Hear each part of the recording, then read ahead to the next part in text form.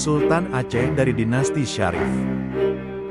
Sultan Badrul Alam Syarif Hashim Jamaluddin berkuasa pada tahun 1699 sampai tahun 1702. Sebelumnya, Kesultanan Aceh diperintah oleh 4 sultanah berturut-turut selama hampir 60 tahun, dari Sultanah Tajul Alam Safiatuddin hingga Sultanah Zainatuddin Kamalatsyah.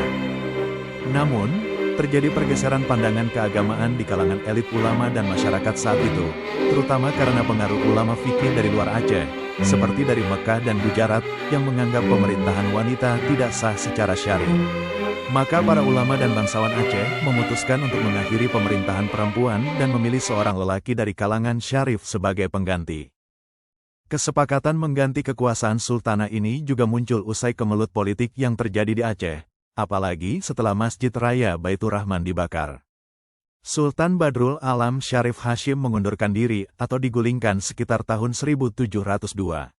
Ada catatan bahwa ia turun takhta secara damai, meskipun ada juga versi bahwa kekuasaannya terguncang oleh konflik internal.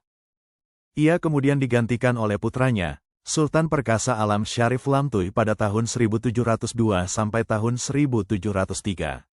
Namun, pemerintahan sang anak juga tak berlangsung lama dan Aceh kembali masuk dalam masa ketidakstabilan dinasti.